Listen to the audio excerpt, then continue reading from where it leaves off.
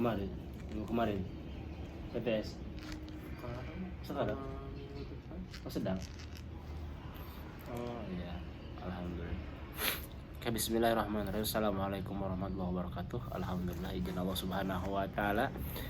Kali ini tempatnya tanggal 8 November 2025. Kita bersama mahasiswa Ahinal Fadil, ismuhu Afif, siapa? Afif Ridwan Kurniadi. Ahinal Fadil Afif Ridwan Kurniadi. Wa insyaallah nahnu nata'alam Al-Qur'anul Karim wa tarikh Islami, gitu kan. Insyaallah kita di sini itu akan belajar, sharing dan melanjutkan kembali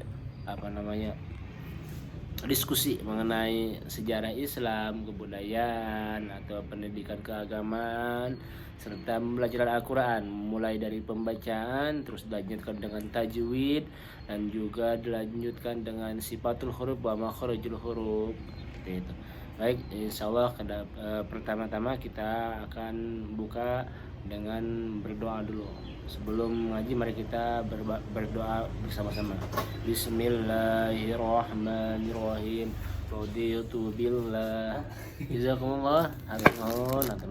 Raditu billahi rabba wa bil islami dina wa bi muhammadin nabiyya wa rasula.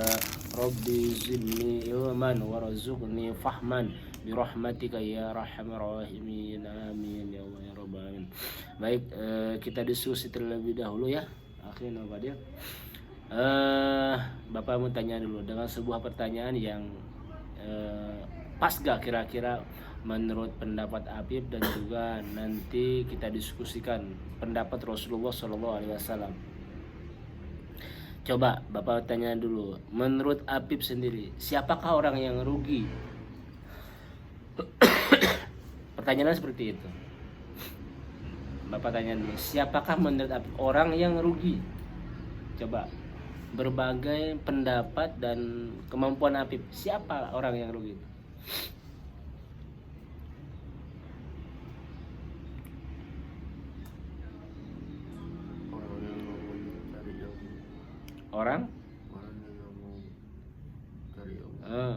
Orang yang rugi itu adalah orang yang tidak mau mencari ilmu. Oke, setuju. Nah, ilmunya ilmu apa dulu? Dalam kata-kata lebih spesifikasi itu ya, kalau mahasiswa. Ilmu apa dulu nih? Khususnya untuk muslim nih kira-kira. Khususnya untuk muslim.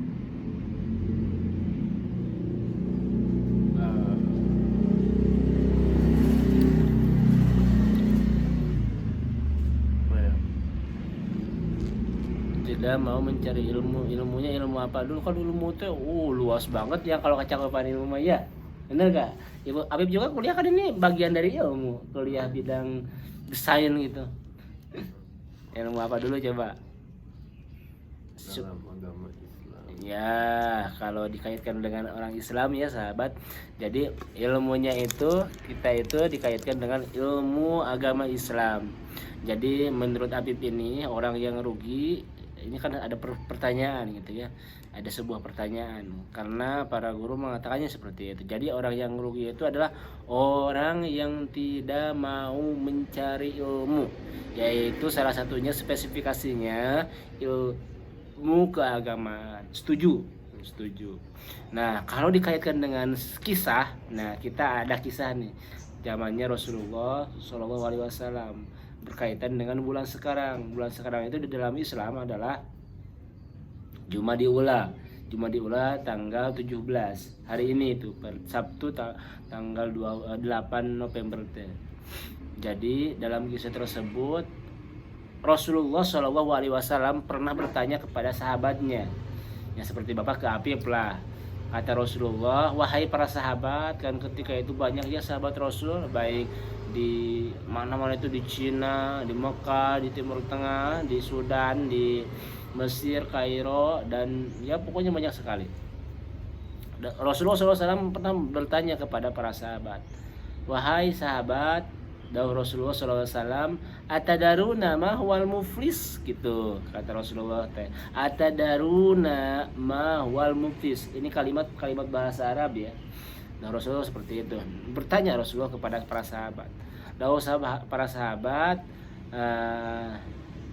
yang dimaksud muflis itu, yang dimaksud rugi itu, apa yang dimaksud dengan rugi? Ya Rasulullah kepada sahabat. Siapakah yang sekiranya rugi? Ya Rasul. Kata sahabat bilangnya, oh ya Rasulullah, kalau menurut kami orang yang rugi itu orang yang usahanya bangkrut, katanya. Benar gak? Biasa seperti itu kan? Kalau dikaitkan dengan kita manusia gitu, manusia bodoh seperti kita.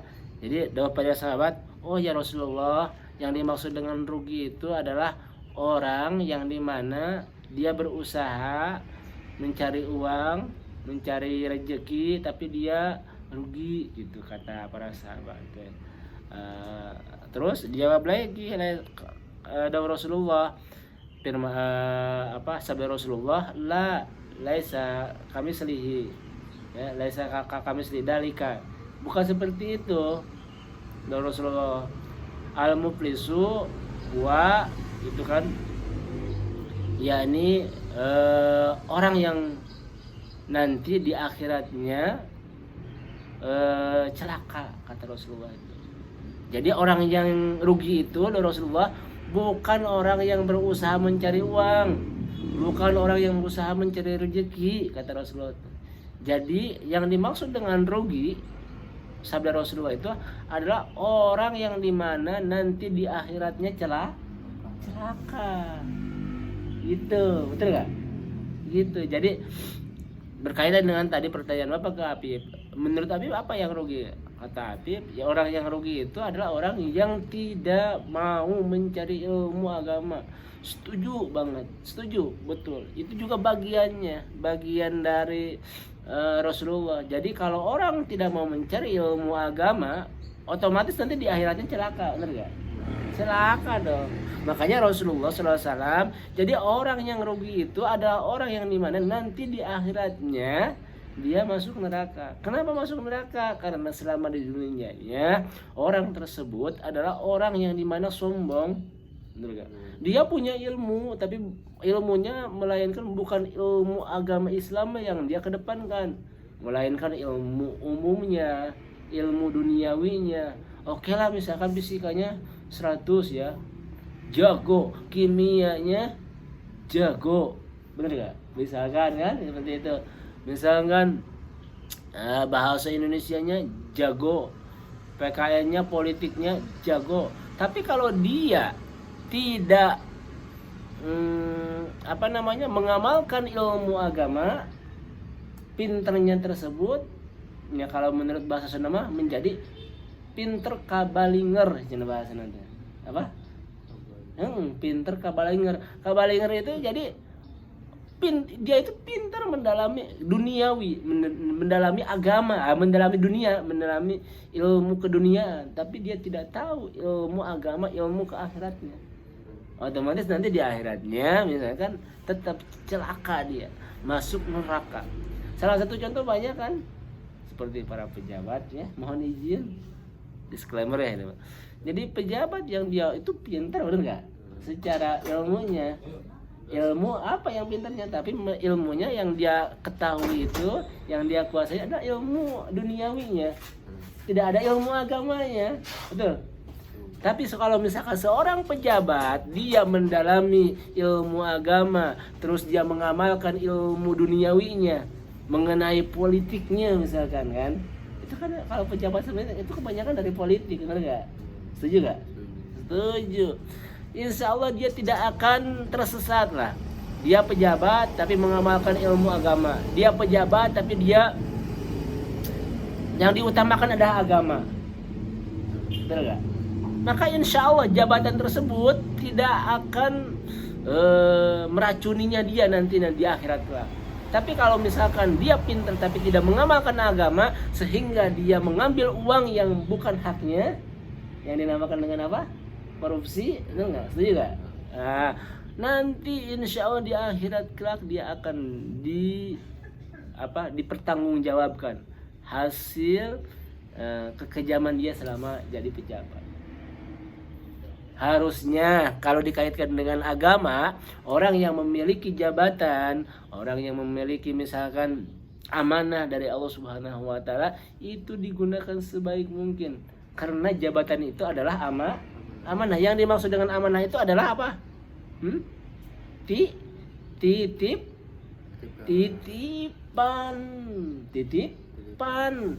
Itu teh amanah. Amanah itu adalah titipan dari Allah kepada dia, udah dipercayakan. Titipan dari masyarakat, benar enggak? Diamanahkan kepada dia, dititipkan. Tolong atur negara nih.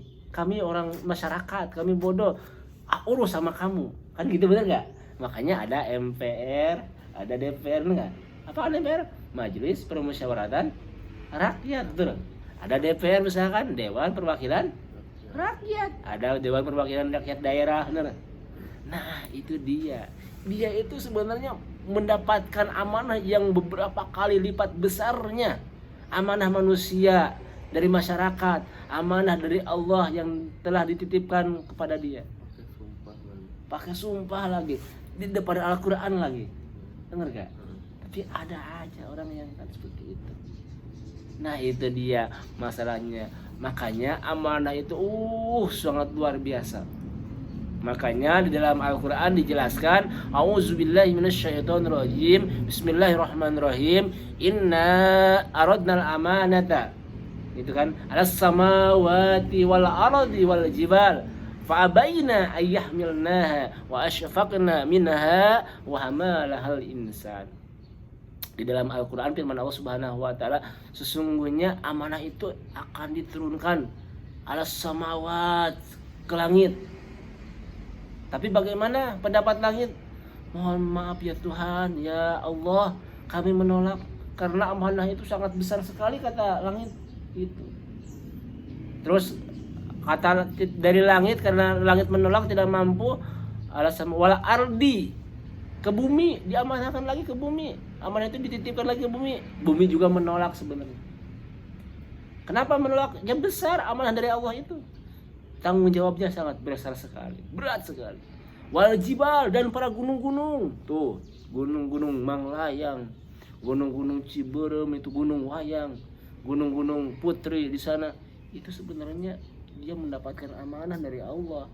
Tujuannya apa? Supaya bumi ini tidak goyang. Benar gak? Kalau dikaitkan dengan ilmu fisika ini, kenapa ada gunung? Kenapa ada lembah, daratan? Dia itu sebenarnya paku bumi. Bumi supaya tidak goyang, karena kan dulu kebanyakannya itu bukan daratan, tapi lautan. Coba kita lihat, Indonesia banyak daratan, banyak lautan. Setuju gak? Nah, itu dia. Kita itu berbicara fakta, menggali sebuah ilmu yang dimana ilmu tersebut, kalau misalkan tidak digali dengan kebenaran hati, kebenaran orang-orang berpendidikan, orang-orang yang berilmu, itu tidak akan tergali. Jadi seperti itu. Jadi ini semuanya, gunung ini amanah dari Allah. Wajib fa'abaina, semuanya itu menolaknya. Wahmalahal insan. Lalu siapa sih yang mampu menerima amanah tersebut? Firman Allah Subhanahu wa taala dalam Al-Qur'an tadi, wa hamalahal insannya itu manusia kita. Makanya kita itu sebenarnya amanah. Nah, ini kembali lagi kepada prospek diri kita. Kita itu hidup itu amanah, titipan, nanti kita akan kembali lagi. Setuju gak? Masuk akal ya? Kita sekarang bisa ngaji, saya itu Bapak amanah.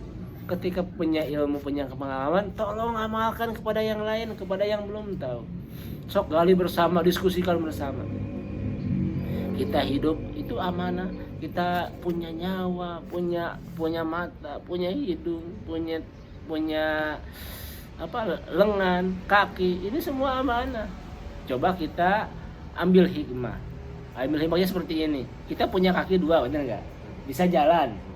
Coba lihat saudara kita yang kecil, ya Allah, dia kakinya tidak ada satu. Enak gak kira-kira hidupnya? Enak gak? Tidak. Ya Allah. Nah ini perlunya kita mengambil sebuah ilmu, menggali sebuah pengalaman dari bidang keagamaan. Nah, ini jadi kita sadar bahwasanya kalau misalkan kita sudah merasa bahwa diri kita itu titipan, insya Allah dengan izin Allah Subhanahu wa Ta'ala, kita akan selalu yang diutamakan itu Allah. Kita akan selalu yang diutamakan itu beribadah. Yang kita tuju itu bukan hanya duniawi saja. Ilmu duniawi kita perdalam, benar gak? Seperti Apip, ilmu desain kan, kuliah memperdalam sebuah ilmu kan, ilmunya ilmu dunia. Ada berkaitannya dengan akhirat, dengan agama kira-kira? Tidak, kecuali ada beberapa mungkin. Kalau misalkan nanti hasil ilmu Apip diusahakan itu kan menjadi sebuah usaha dan juga bisnis, nanti hasil bisnis itu dipakai di dalam jalan Allah Subhanahu wa Ta'ala. Ada kaitannya. Jadi seluruh apa yang manusia dalami, misalkan ilmu permobilan, ilmu fisikanya, ilmu kimianya, itu dikaitkan dengan agama, ada cakupannya. Setuju gak? Setuju. Kalau misalkan hasil kerja kerasnya, hasil usahanya, hasil bisnisnya itu digunakan di jalan Allah Subhanahu wa Ta'ala, itu sangat berkaitan eratnya. Kita itu sebenarnya tetap hari ini bersaing dengan orang-orang yang dimana notabene-nya non muslim. Setuju gak? Seperti ya dengan Israel, secara tidak langsung kita kan tetap bersaing dengan Kristen, dengan Yahudi, itu bersaing. Mana yang akan kita unggulkan? Mereka juga sama. Kemarin Bapak dengar Donald Trump itu pidato di sebuah DPR Israel. Donald Trump itu sangat mendukung sekali kegiatan Israel yang dimana membabi buta menghancurkan Gaza. Bahkan anaknya Donald Trump itu masuk Yahudi, agama Yahudi. Asalnya kan Kristen. Ternyata beda Kristen Yahudi dengan Kristen Ortodok, Kristen Protestan itu beda. Nah, anaknya salah satunya masuk agama Yahudi, katanya seperti itu. Nah, di sanalah mereka sepakat, setuju, ingin cari kedamaian meskipun setelah membabi buta kan sekarang sudah damai katanya ya, antara Palestina dan juga Israel. Kan ujung-ujung nama tetap norma agama yang dikedepankan. Karena ada sejarah dulu zaman Rasulullah Sallallahu Alaihi Wasallam. Dulu orang-orang Israel itu kan diusir dari Madinah, dari Timur Tengah. Karenanya itu orang Israel itu dia itu pintar, diberikan otak oleh Allah, tapi sombong. Terus dulu kan ketika perang oleh Spanyol katanya kan dia itu membangkang seperti orangnya nalawar lah ataupun membantah gitu kan, bandel. Jadi keras hatinya seperti itu, karena yang Allah ciptakan keturunannya, suku Israel seperti itu. Jadi dari mulai nenek moyang sampai anak cucu buyutnya, ya karakteristiknya kan gennya turun, benar gak? Seperti itu ke depan.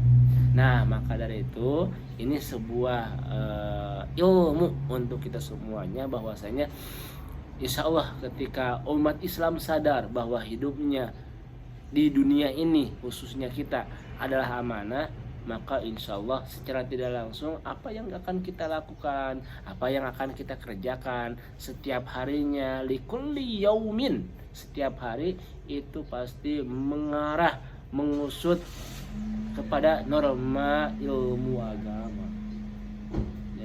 Jadi kehidupan kita itu tidak lepas dari agama, tidak lepas. Per detiknya, per menitnya, per jamnya, per harinya, per minggunya, per bulannya, per tahunnya, itu tidak lepas dari norma yang agama. Makanya Rasulullah mengingatkan, satu hari perlu kita mengingat Allah berapa menit kemarin tuh salatnya? 5 menit. Nya kali 5. 25 menit. Itu kan 25 menit itu yang wajibnya saja, benar gak? Yang wajibnya saja. Kan itu tuh salat wajib 25 menit. Oh, berarti kita ibadah itu selama kurang lebih 24 jam itu hanya 25 menit. Minimalnya kalau untuk kita ya, orang-orang yang ya bodoh gitu, dalam artian dalam tanda kutip nggak seperti ulama itu kan, nggak yang seperti mu'alim. Kalau ulama mungkin 10 menit ya salatnya, ataupun 8 menit lah minimalnya. Kalau ulama mah berarti 5 kali 8 berapa? Kalau seperti ulama mah 5 kali 8 40 menit lah setiap harinya ya. Setiap hari, setiap malam. Itu yang wajibnya saja, belum ditambah misalkan sunatnya, belum ditambah misalkan pembacaan ayat suci Al-Qur'annya, belum ditambah misalkan dengan sodakohnya, kan itu di bagian dari ibadah. Maka dari itu ya pesan dari hikmah bahwasanya Rasulullah tadi bertanya kepada sahabat, siapakah orang-orang yang rugi? Orang yang rugi itu adalah orang yang dimana nanti di akhiratnya masuk neraka. Nah, bagi sahabat-sahabat pecinta pelihat konten kami, ya baik di YouTube media ataupun kita semuanya, kesimpulannya kita itu harus mempersiapkan yang terbaik, bener gak? Mempersiapkan yang terbaik supaya nanti kita di akhirat itu tidak rugi gitu kan, tidak rugi, tidak menyesal. Bagaimana caranya? Kan udah disampaikan oleh guru-guru kita, oleh para ulama, oleh para mu'alim, oleh orang-orang yang ngerti, oleh orang-orang yang paham agama. Nah, disinilah perlunya banyak orang yang mendalami agama. Benar gak? Jadi orang yang mendalami agama itu adalah orang yang penolong nanti di akhiratnya. Kenapa? Karena hidup kita itu ya tidak lama lah. Hidup manusia, benar gak? Paling lama 80 tahun atau paling sedikit lah. Taruh kalau kakek-kakek dulu kan, kakek kita misalkan keturunan kita ada yang umurnya 100 tahun, 150 tahun gitu kan, sampai ya ratusan tahun lah gitu kan. Tapi kan untuk sekarang nggak ada kelihatannya. Paling juga hidup manusia itu hanya 80 tahun ya. Setelah 80 tahun biasanya sakit-sakitan, liver apa? Jantung gitu kan, liver. Terus apalagi yang berat-beratnya stroke gitu kan. Kebanyakan di kita itu seperti itu. Apalagi misalkan ditopang dengan makanan-makanan yang sekarang, zaman sekarang tidak dengan aturan-aturan dulu. Misalkan makanan-makanan sekarang seperti ya banyak memakan es ataupun memakan makanan-makanan itu sebenarnya menghancurkan diri kita juga. Kalau makanan kita tidak teratur, benar nggak? Nah, kalau zaman dulu itu makanannya seperti pucuk-pucukan, itu kan menjadi sehat. Kalau sekarang kan makanan-makanannya kebanyakan, apalagi seperti kita Gen Z, api kita itu kadang yang dimakan kita itu es, apa namanya, yang coklat-coklat itu di Alfamart suka banyak nih kanan. Ya makanan yang khusus es apa yang di kulkas stabilizer, es krim itu kan. Tapi dari es krim itu kah tidak tahu di dalamnya seperti apa. Apakah itu mengandung misalkan zat minyak lecitin? Tahu gak minyak lecitin? Minyak babi.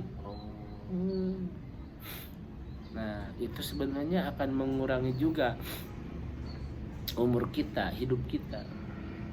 Kenapa di dalam Islam babi diharamkan? Karena di dalam babi itu ada mengandung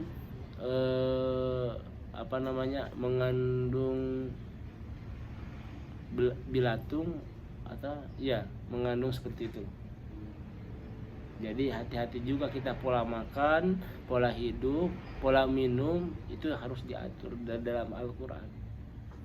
Ya, kan dulu mah orang-orang dulu seperti para ulama kebanyakannya makannya ya sayur-sayuran. Kalau sayur-sayuran itu akan memanjangkan umur kita. Contoh misalkan sayur yang mengandung ini teh protein, sayur ini daun sampe lah, tahu kan? Daun sampe, tahu nggak? Ya, daun sampe itu mengandung bagus juga, seperti daun-daunan. Jadi kebanyakannya supaya panjang umur, katanya supaya muka kita, badan kita seger, itu setiap harinya jangan lepas dari namanya sayur-sayuran. Seperti sayur sop, itu bagus. Wortel, apalagi kol, terus apalagi? Pokoknya jangan lupa sayur-sayuran aja ya. Nah itu akan menambah kesegaran jasmani kita. Sama waktunya motor tadi nggak ada motor. Dulu mah jadi nggak ada motor, jadi kebanyakannya olahraga. Kalau seperti kita sekarang ada motor, jadi hidupnya itu kebanyakannya ya seperti bapak juga kesana kemari pakai motor. Jadi geraknya suku kalau tidak olahraga itu kurang. Ya, makanya di sini kita perlu olahraga, perlu misalkan berjalan kaki minimalnya 1 kilo gitu kan, 1 kilo ataupun 2 kilometer itu jalan kaki. Apalagi setiap hari Minggu perlunya olahraga. Nah itu menambah kesehatan juga. Nah disinilah mudah-mudahan jadi hikmah untuk Apip, terus juga teman-teman sahabat-sahabat yang menyaksikan di konten kami ya, karena di sini kami diskusi mengenai keagamaan, hikmah dari para dari agama dari Rasulullah. Apabila terdapat kekurangan, kehilapan, mohon saran dan kritikannya ya, karena ini mencakup umum, mencakup sosial gitu kan. Nah hikmahnya, kesimpulannya ya tadi kita harus belajar bagaimana supaya nanti kalau dikatakan sabda Rasulullah, kita tidak dijadikan orang yang rugi di akhirat.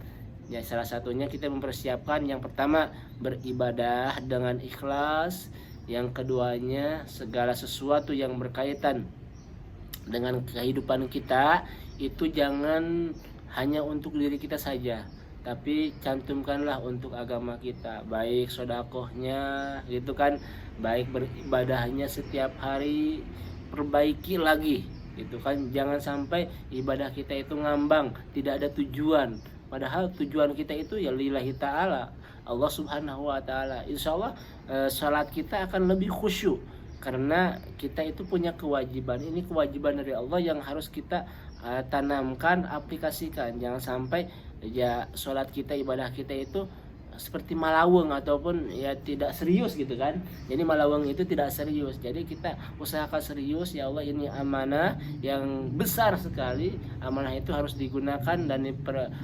dilaksanakan di jalan Allah sebaik mungkin. Nah itu ya, masuk akal nggak kira-kira untuk kali ini? Masuk akal ya. Jadi apa yang dimulai tadi kita dari orang yang bangkrut ataupun siapakah orang yang bangkrut. Jadi orang yang bangkrut itu ya tadi orang yang tidak memiliki, yang tidak mau mencari ilmu agama, bangkrut itu, benar nggak? Karena nanti dia tidak memiliki ilmu agamanya, semuanya untuk duniawi. Kalau dikaitkan dengan firman sabda Rasulullah, orang yang bangkrut adalah orang yang dimana dia nanti di akhiratnya masuk neraka ataupun masuk neraka karena selama di dunianya ya, tidak mempersiapkan diri baik ibadahnya dan lain sebagainya. Itu saja untuk diskusi kali ini, semoga bermanfaat untuk kita semuanya dan untuk audiens yang melihat konten kita. Selanjutnya kita akan lanjutkan dengan pembelajaran Al-Qur'anul Karim. Taqabbalallahu minna wa minkum taqabbal ya karim. Silakan dibuka Al-Qur'an.